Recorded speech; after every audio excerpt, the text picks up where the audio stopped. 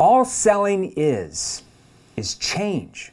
All sales are about one thing only, and it's simply change. So whether your prospects want something better or maybe they're trying to get away from pain, it's all about change. It's about how good you are at helping your prospects see that in their mind, that by changing their situation, so paying for your product, your service, is far less riskier for them than them doing nothing at all. Staying in the status quo, their problems stay the same and nothing ever changes for them. Which is more risky? Now here's your problem though. Your prospects don't like change according to behavioral science, even though they say they do. I want you to think about that for a second.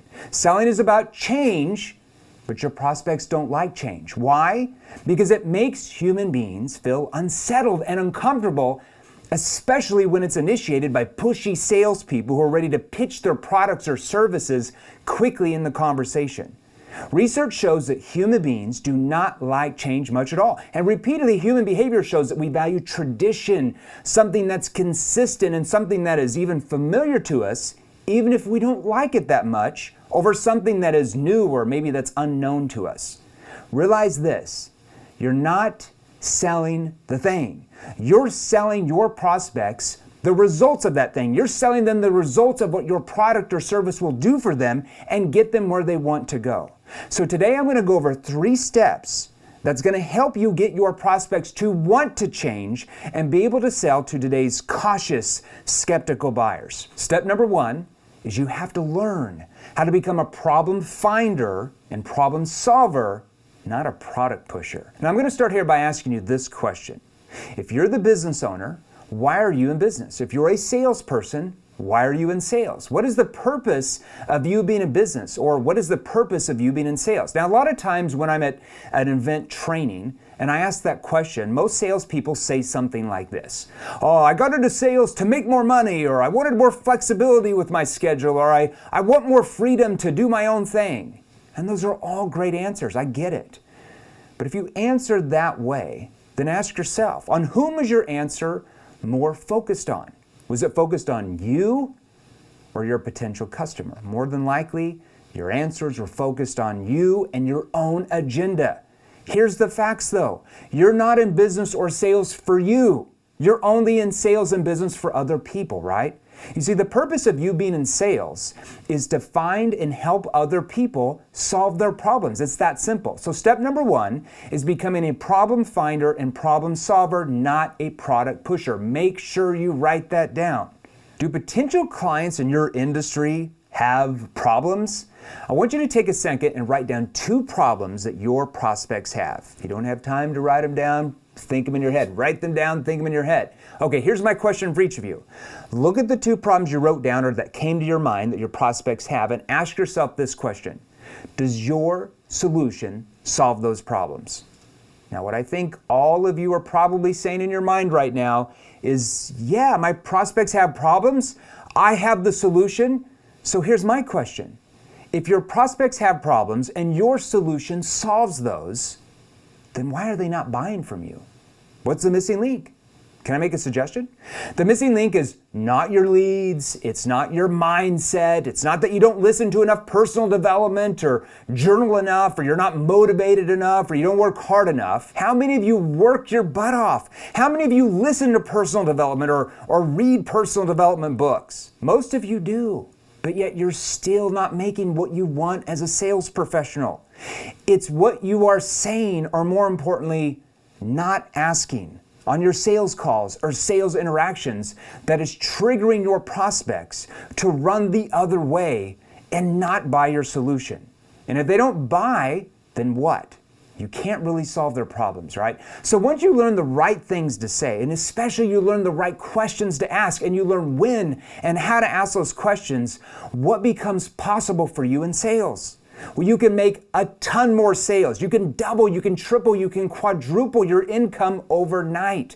Remember, as sales professionals, we are problem finders and problem solvers. It is not enough in the day and age we live in. We call that the post-trust era. To be excellent, at just solving problems. You see, any sales book on planet Earth, any of these books behind me will tell you that you have to be good at solving problems, but that's not going to give you any competitive advantage over your competition. You must now be even better at problem finding. That means asking the right questions at the right time to help them uncover challenges and problems that they didn't even know they had. Realize this, most of your prospects, when you first talk to them, don't even know they have a problem. Or maybe they know they have a problem, but they don't really know how bad the problem is or what the consequences are if they don't do anything about solving the problem, how bad it could actually get. Or even better, through your advanced questioning that you can learn, of course, you're able to help them find not just one problem, but maybe 2, 3, or 4 other problems that they didn't even know they had. Because if we can't get them to uncover problems in their own mind through your questioning ability, it's impossible for them to ever feel the need or urgency to actually want to buy from us. Now, here's the problem. What are most salespeople? Well, most salespeople are what we call product pushers. Most salespeople have been trained to do what? They've been trained to ask a few logical-based questions. John, what problems do you have? What's your budget for this type of thing? What solution are you looking for? And then what do?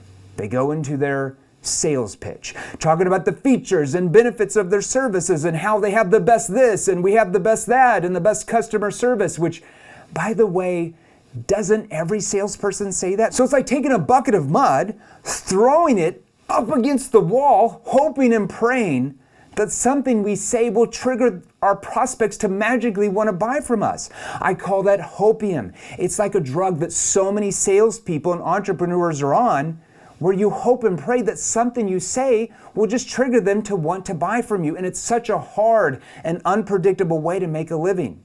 You see, we've always been told that great salespeople are really, really good at problem solving.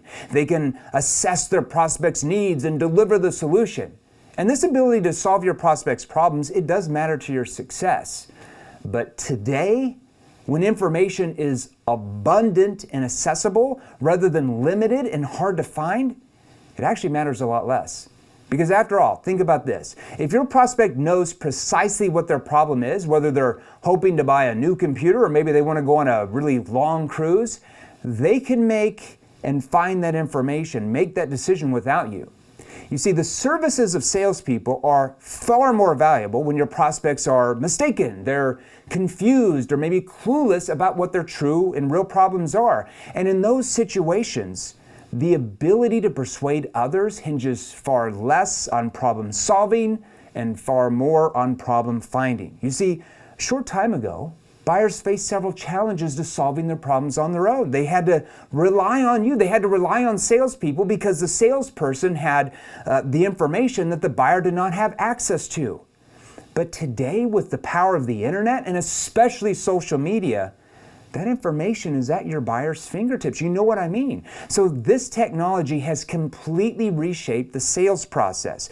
Being a problem finder is one of the biggest areas that separate a salesperson who's just getting average results to a salesperson who's at the top of their field, one who's making hundreds of thousands of dollars a year or even more as a sales professional. You see, your anxiety about calling your prospects will be completely eliminated once you learn NEPQ. Now that stands for Neuro-Emotional Persuasion Questioning. Write that down. You know that telephone at the end of your desk? The one that when you start calling leads feels like 1,000 pounds, like a ton of concrete? Well, that phone, when you learn how to become a top 1% salesperson, will float into your hands, and you're going to be internally excited every day to call prospects and have quality conversations that lead to sales. Now write this down. Remember, always let go of the outcome, and your income will always increase. Now, this is going to require you to do something that very few salespeople in the world know how to do. Only the masters know how to do this. Only what we call the legends. Now, they're not born with this. They learn it, and they are trained how to do this. And that's this.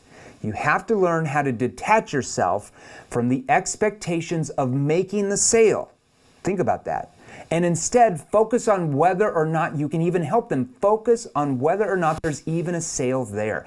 I want you to feel the difference when you start to think this way. By detaching yourself from the outcome of making the sale, you automatically become more open to feeling, understanding, and hearing what your prospects' problems are and whether or not you can help them. Your prospects will start to view you as the expert, the trusted authority, rather than just viewing you as another salesperson who's trying to stuff their solution down their throat.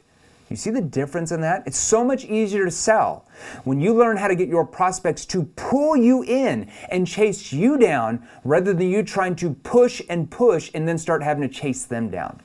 Okay, we just went over step number 1, becoming a problem finder and problem solver, not a product pusher. Step number 2 is asking the right questions, but at the right time in the conversation. Let's cover something important to back this up. You see, I got my first sales job when I was just a 22-year-old broke college kid. And at that time, the company gave me a script and they gave me all these books from the gurus. And I was learning traditional selling skills. And I noticed that I would use them, and I noticed some would work and I'd make a few sales. But I also noticed many of the techniques they were teaching didn't work at all. And when I used them, I would actually lose more sales than if I didn't use them.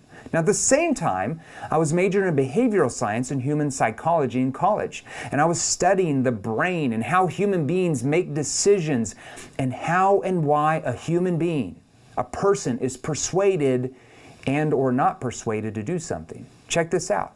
According to behavioral science, there are 3 forms of communication. I suggest that you write these down because once you understand the differences in persuasion and where you are now in your sales ability compared to where you could be, it will be completely life-changing for you. The first mode of communication, we call that Era 1 type of sales. We call that boiler room selling. According to behavioral science, is number 1.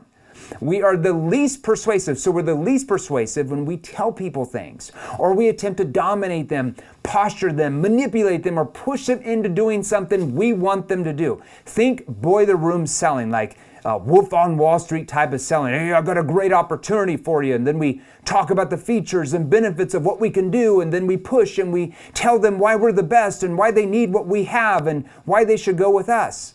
It's just like if you tell your spouse that they really need to do something for you and then you push them, what do they typically do back? Well, they just push back. That's just human behavior 101. So I'm going to give you a few examples of the least persuasive way to sell and see if you're doing these things. Number 1, presenting. What, Jeremy? Yeah. We've all been taught that you have to have a great presentation and show them how great your products and services are, the 50-page decks, and we have the best this and the best that, which, by the way, doesn't every salesperson say they have the best product or service? Think about it for a second. How many salespeople do you know that tell their prospects they have the 5th best product in the market? No one does, right? Everyone says they are the best or they have the best. So your prospects actually trust you less when you say things like that or you talk down about your competition because they're used to every salesperson saying the exact same thing. According to the data, it's not very persuasive if your presentation is more than 10% of your entire sales conversation. How about telling your story? I hate to tell you this. Nobody cares about your story when you're selling one-to-one. Whose story do they care about? They only care about their story. What about giving a sales pitch? We've all been told that you have to give a great pitch. But according to the science, it's very low on the persuasive poll. Look at Shark Tank. You ever watch that show on CNBC? People come in, the entrepreneurs, and they pitch their product to the sharks. Did you ever notice the body language of Mark Cuban or Damian John or Barbara? Do you see how it turns them off? You gotta stop the pitch. We actually have shirts for our clients that say #ditch the pitch. Ditch the pitch. How about this? Putting sales pressure on them. Do you do that? And here's the big one. I know you're gonna hate me. The big one is assuming the sale. According to the data, very, very low on the persuasion poll. Hence, this is where the term sales is a numbers game comes from, especially if you're in more of a complex sound environment that requires multiple calls and touches. Now, the second form of communication is called consultative selling. We call that Era 2 type of sales. We are actually more persuasive when we attempt to have a discussion. Consultative selling came out in the late 80s with books like Spin Selling, where they taught that you needed to ask logical-based questions to find the needs of the client. Revolutionary in the 80s by the professor who actually wrote that book. But what's a potential downfall of this approach? When you only ask logical-based questions, we call those surface-level questions, well, your prospect's going to give you what in return? Logical-based answers. And do people buy on logic or emotion? Brain studies show and prove it's 100% emotion, then they just justify with logic. So here's some examples of consultative questions that trigger sales resistance. Please never use these. They are so outdated. Your prospects have heard them hundreds, if not thousands of times, and they're just surface level questions. How about this one? John, what's keeping you awake at night?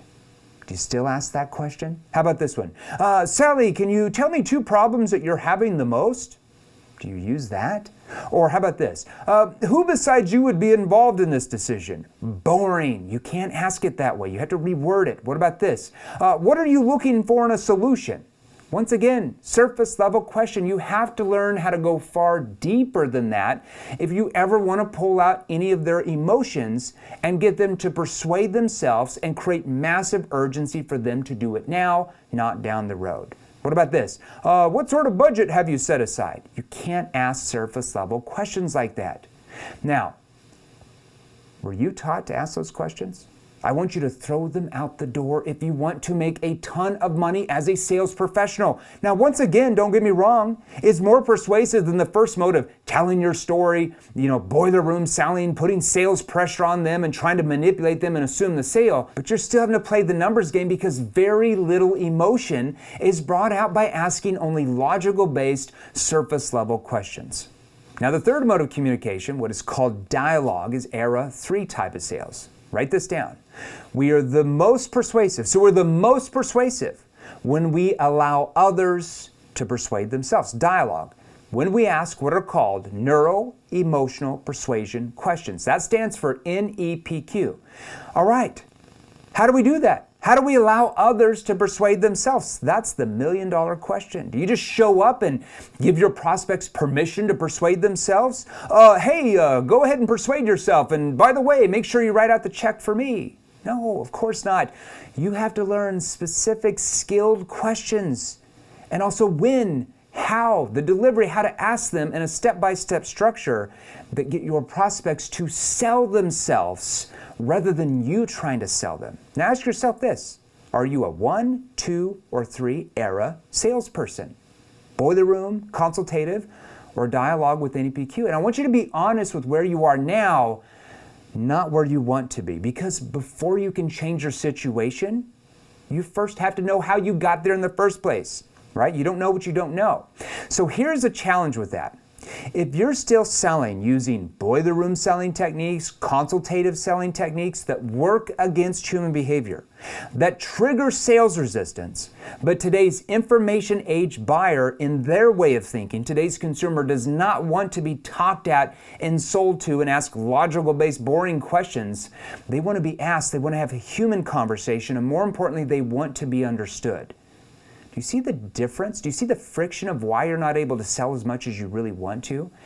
You've been taught techniques that for the most part are outdated from 20, 30, 40, 50 plus years ago that might be repackaged, but the consumer has completely changed even in the last few years. Now, luckily for you, this can all be fixed. You see, the true essence of selling, contrary to what you might have been taught in your job, maybe read in books, learned from the old sales gurus, or even had used on you, is not about convincing. It's not about persuading or manipulating or pushing them into doing something you want them to do. It's not about that at all. That's what average salespeople do.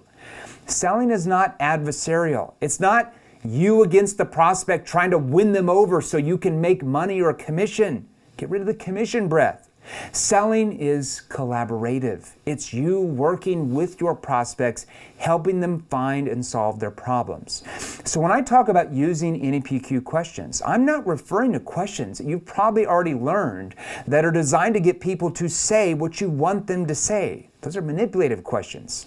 The questions I'm referring to are questions that are intended to bring up people's inner and external truths, and more importantly, their emotions, their feelings. It's them talking about themselves to you. Because after all, who knows the most about your potential customer, them or you? They do, of course. So write this down. Don't try to persuade them. Learn the skills and questions that are necessary to get them to persuade and sell themselves. It makes selling so much more easy and profitable. Now the question is, how do you get someone to persuade themselves? You have to realize that your prospect has their history. They know all their needs. They know it all. They have all the answers you need to make the sale. They might be in their subconscious, but they're there. You, on the other hand, you know which problems your solution solves, so you can recognize whether specific aspects of your solution is going to work for that potential customer. Then, at that point, you can easily explain it to them in a way that connects the dots in their mind and makes 100% sense to them. All you really need are the right questions. It's really that simple. However, you also need to know when and how to ask those questions with the right tonality and delivery of the question. Asking questions will eliminate the need for you to present most of the conversation, or tell your story, or use old school closing techniques or objection handling techniques. Who eliminates most of the objections and concerns in the sales conversation? They do, of course, because they are the ones talking about themselves and revealing their problems to you, but more importantly, they're revealing them to who?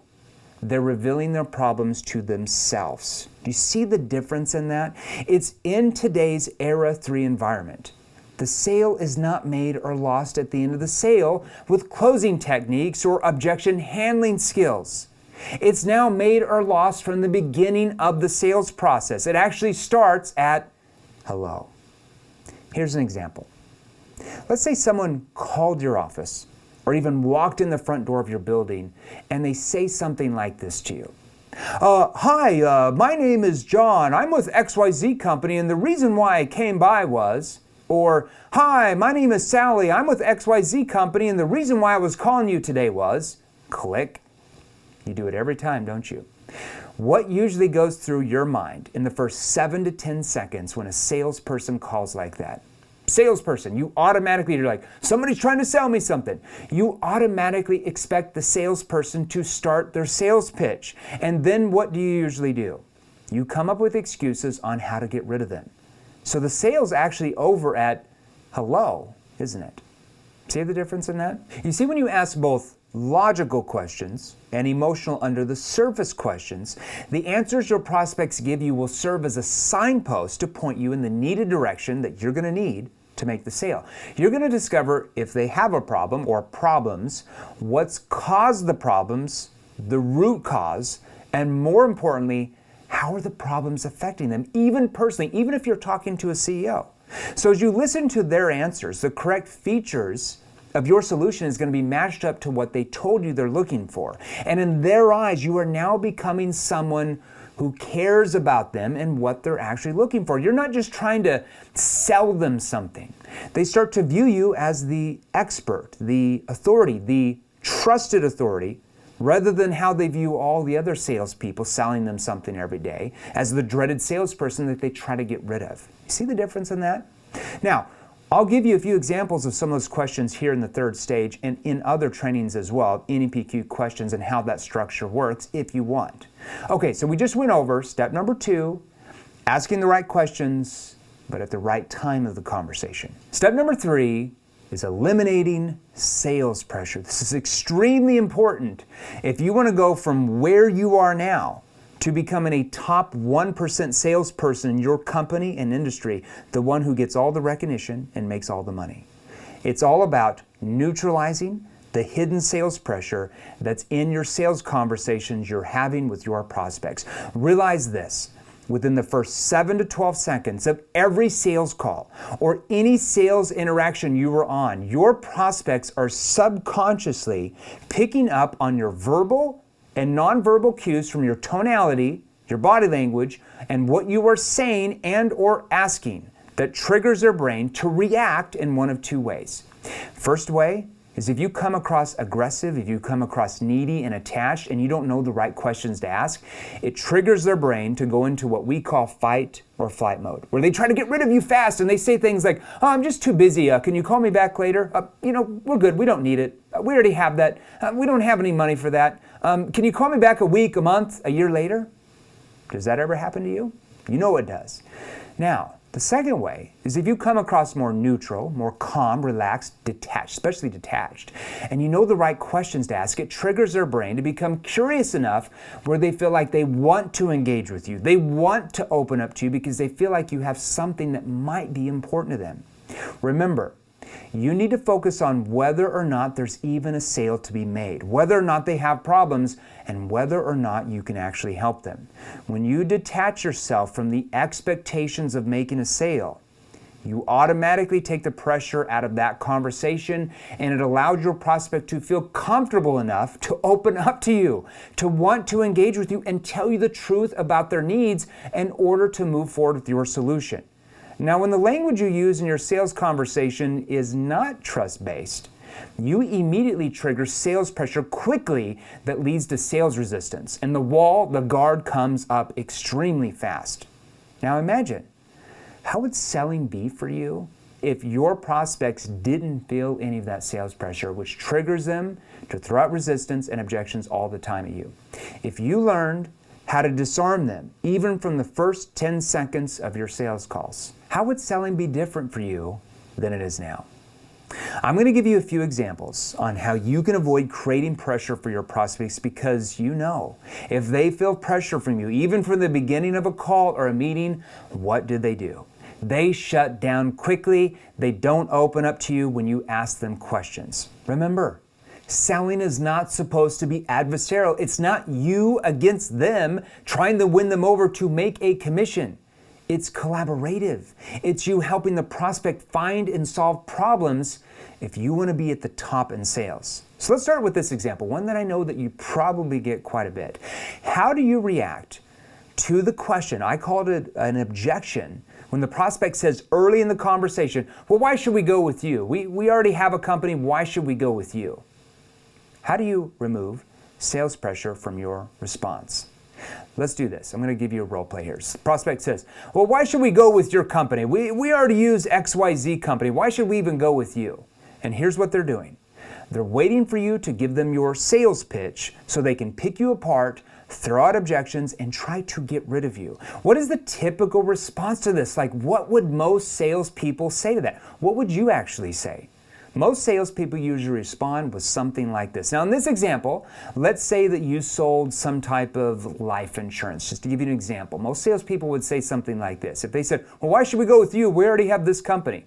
Most salespeople would say this, well, why wouldn't you go with this? I mean, we've been rated the #1 company. We have the best price on this policy. We have the best customer service. We have a AAA rating with the Better Business Bureau. We've got the best this. We've got the best that, and on and on and on.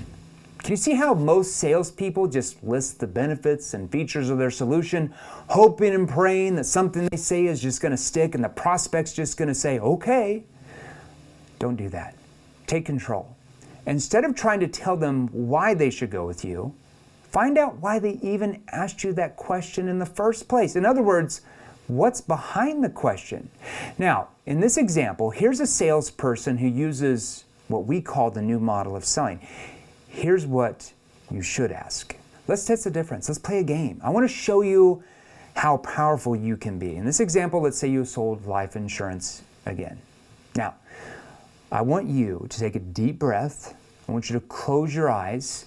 And if you feel the sales pressure go out of the room, I want you to say, yeah, I saw that. I heard that. Prospect says this, why should we go with you? We already have a company for that. You would say this, well, I'm not quite sure that you should yet.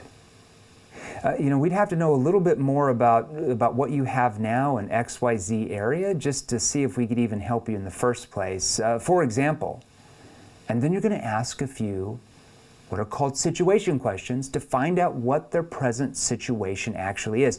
You see, the NEPQ salesperson says this in a calm voice, a relaxed voice, a collective calm voice. When your prospect sees that you're detached from making the sale, that you don't need them, they will suddenly relax and actually start to open up to you. Maybe they do have something we need. So instead of you looking like just another salesperson in their mind who's trying to sell them something, they now start to look at you as someone who's more of an expert that doesn't necessarily need them. And that's very attractive. On another note, you definitely want to pause about 2 to 3 seconds when you say, well, I'm not quite sure that you should yet. Now, do you see the difference between those two approaches? Which one do you think is going to open up the prospect more and make you more sales? Which one takes the sales pressure and removes the resistance and disarms the prospect where they actually open up to you? Now, let me give you another example about how to remove sales pressure from your sales conversations, and I want you to write this down. Now let me ask you this. What have you been trained to say when you complete a first call with a client and you're trying to set up another call so that you can close them, maybe go over a proposal with them or a demo? Let's say if you're in a 2 or 3 call type of close, or you're in more of a complex selling environment and that takes multiple calls or multiple meetings to go to before that deal is going to close. You've more than likely been trained to say something like this. Oh, I'm so excited, Sally. I know we're going to be the best option for you. We've helped so many clients like you in the past. We're going to do such a great job for you. Tell me this, when can we get together for another call or meeting so we can wrap this up and really get to work for you? Do you want to talk again Thursday afternoon at 1, or do you want to meet Friday morning at 10? The old option close, right? Do you still use that? You gotta stop. Stop the madness. Holy Mother of Mary, you gotta stop the madness. Here's the problem. You're assuming that they even want to have another conversation. And when you assume, you become just another salesperson in their mind who's trying to sell them something, and they commoditize you over here with everybody else. You sound like every other salesperson who calls them every day. Therefore, there is nothing different about you in their view. You have now become commoditized. You don't want to be commoditized. And what's lost at that point? Well, you've actually lost trust. It's over at the first conversation. In other words, it's over at hello. They can feel that your only intention is to move them down your sales process so that you can make a sale. And what usually happens next, unless they're a laydown? They just throw out standard objections, and they don't turn up to the second call, they don't respond to your emails, and they just try to get rid of you. You then have to go into chase mode or objection handling mode, and you try to convince them that they should go with you to buy from you. Then you start chasing them down. It's an ugly pattern and so much stressful hard work. Why would you go through all that if you didn't have to? You see, with trust being at its lowest point in the history of the world right now, if you break trust in the sale, you're done. It's over. You lose the sale.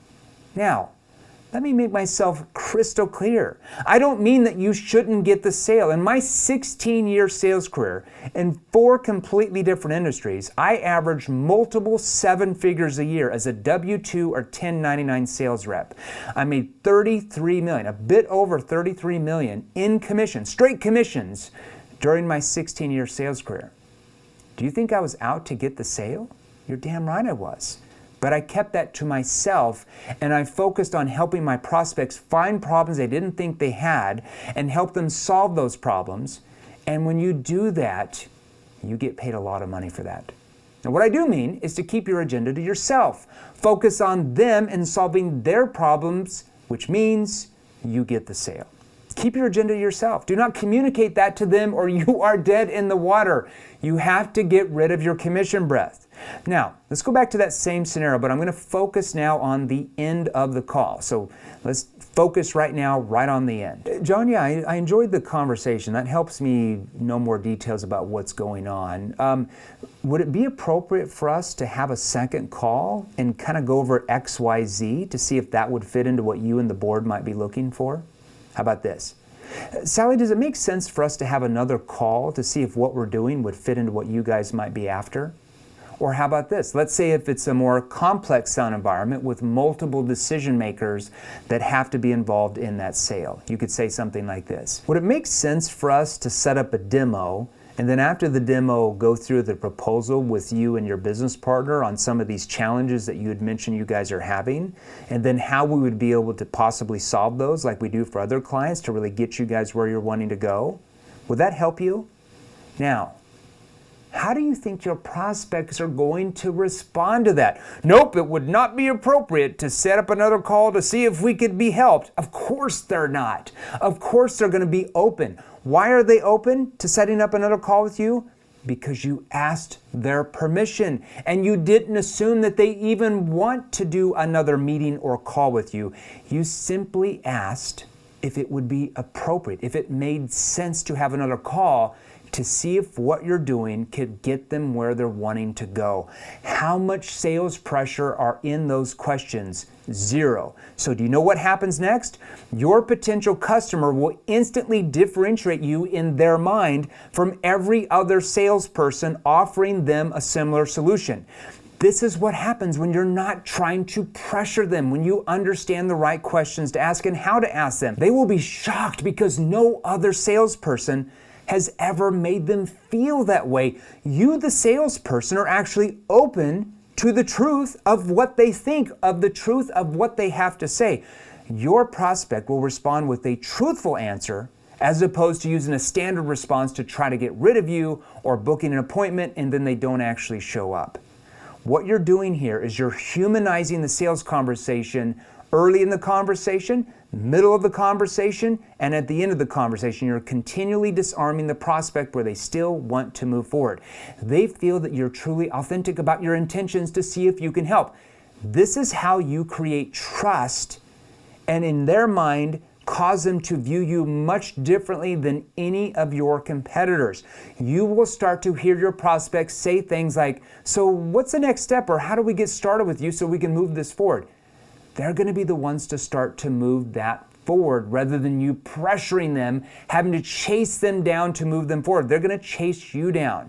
Watch as they start to pull you in. How would you feel if your customers were moving the sale forward instead of you trying to chase them down, hoping and praying that they actually buy? Now, another way to eliminate any pressure is to manage your demeanor. Make sure you use neutral languaging along with a calm and relaxed tone. We call that collective confidence. Slow down your pace, have empathy in your voice, and show them that you are there for them as opposed to yourself. Now, on the flip side, if you sound robotic, like you're reading from a script, like a telemarketer, do you think your prospects pick up on that? You bet they do. So be calm, be relaxed, and they become open to your solution and look at you as the expert, the authority, the trusted authority, instead of just another salesperson who's trying to stuff their solution down their throat.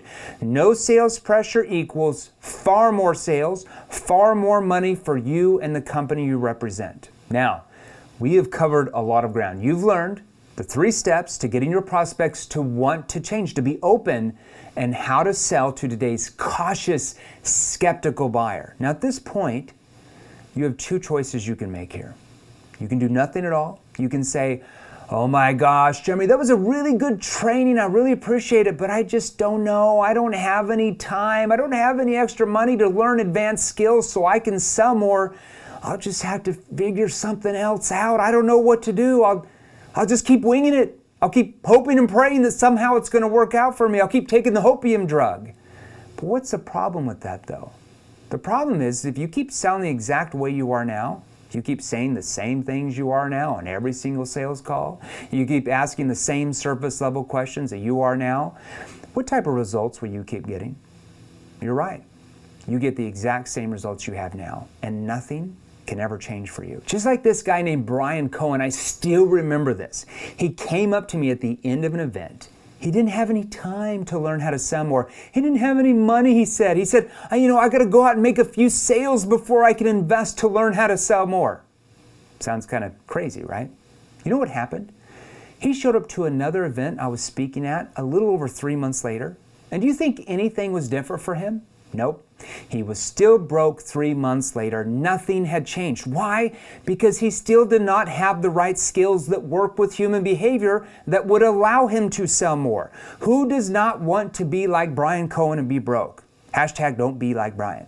Now, here's your second choice. Invest in yourself.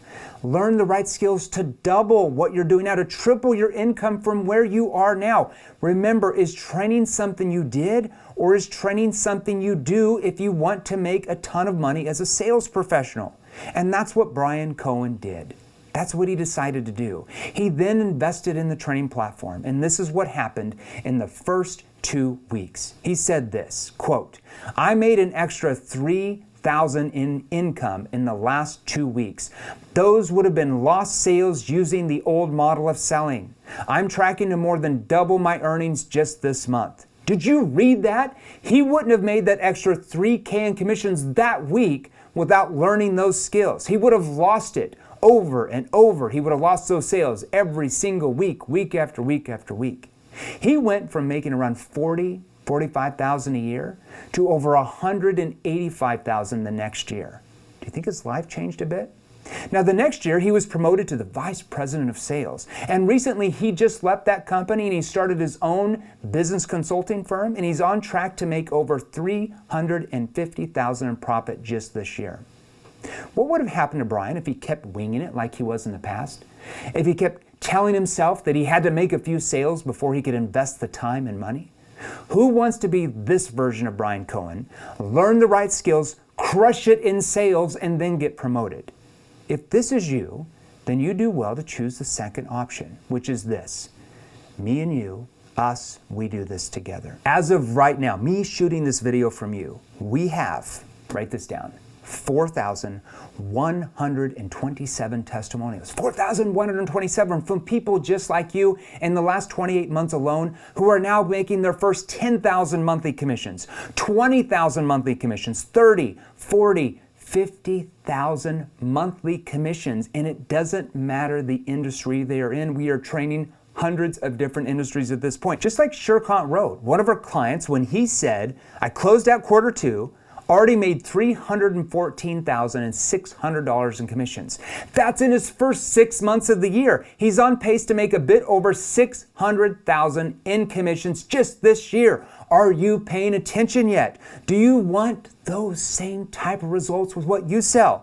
Look at what this gentleman said, Asan, who was sitting in your same seat right now that you're sitting in watching me. He was at one of my events watching me train, and then 3 months later he posted this. I got a commission check for over $28,000 in just that month. He said this is one of the most emotional days of my life. I've always wanted to hit 20K in a month. Today I did it.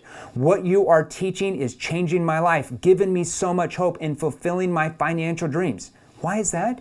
Because before the training, he was averaging $4 to $5 grand a month. He's gone from making $50,000 a year to over $300,000 a year. Look at her, Kelsey O'Neill. She never had sold anything, never been in sales, to becoming the top producer of her company 60 days after she got her first sales job. And in that company, they had 50 salespeople. She's now earning multiple six figures a year at her sales job. Are you going to be like this gentleman, Marco Cortese, who is making something like $5-6 grand a month selling fitness packages? We retrained him, taught him the NEPQ sales process. Fast forward a little over 12 months later, he made over $1 million in straight commissions at his job in 2020. At that point, we actually brought him into our own company, and he is now the Chief Revenue Officer of my company. Great things can happen once you learn the right skills. You work hard to achieve greatness. So you have to decide. Are you going to be like all of these thousands of students that we have who invested in themselves, have changed their financial lives forever? They go on any vacation they want. They don't have debt. They have time to be with their families. They're able to help their loved ones because they have financial security. All for the simple reason they now have the right skills that work with human behavior to sell anything and write their own ticket and go anywhere in life they want. So which path will you go down? Look what it's doing for this lady right here, Gina Tang. She went from a minimum wage job, never been in sales, to about 3 months later making $13,000 in 1 month in commissions. Now some of you might say, well, that's not that much, I make that. But to her it was massive for her. She barely spoke English at that time, and she's a single parent. She now makes over $35,000 a month in commissions, just so you're aware. How many of you, if you made an extra $13,000 a month, would radically change your life right now? Who wants to be like this client, Joseph Roberry? He said this: I run an office, and within 2 months of exposing them heavily to NEPQ, my sales reps had on average an increase of 313% in sales, which led my office revenue tripling and my personal income hit 7 figures. I'm blown away at how fast that happened. Can you imagine doing that in your office if you're a sales manager? Can you imagine making that much money? Who wants your sales to increase 313% in the next 12 months? So this is your chance. It's your opportunity to gain certainty in your selling, to gain financial security right now for you and your family for generations to come. There's no more joking. This is serious stuff. This impacts your family. It impacts their families for generations if you don't learn the right skills. Look at this gentleman right here, Talis Koto. TC, as we call him now. He is an immigrant to this country. He had a job as an assistant manager for an event company making $4,000 a month. COVID hit. He lost his job a week later. Without any savings, what was he supposed to do? He got the only job he can find, a straight commission, because his industry was completely shut down. He didn't have any skills. He was stressed. He was worried. He couldn't close anyone. He came into this very same NEPQ training program 8 months ago. 8 months ago. The same program that's right in your grasp right now. Did he have the money? Not a chance. He went out, he borrowed some, he used several credit cards to pay for it. Here are some of his results he posted. TC went from making $3K a month to now averaging over $30,000 a month within 1 year, and he has never been in sales before. Do you know what the average sales rep in his industry makes? Less than $43,000 a year, less than most teachers. And he's gonna make $350,000 his first year in commissions. You see, our clients are just people like you. There's no difference. They put on their shoes in the morning just like you. They saw the same webinar that you're watching now, and they are now the top performers in their companies, collecting bonuses, seeing their wildest sales commission dreams become a reality, not just a dream anymore. Now, if you're a salesperson, maybe you're an entrepreneur, maybe you own the business, maybe you're a coach or a consultant or someone who's selling anything, and you'd like to explore how we can help you sell far more of your product and services than you are now, like we have done for thousands of our clients at this point. I just showed you a few today. Then your next step is to click the book a call button below this very video. Schedule a short Zoom call with us to see if we can help you as well.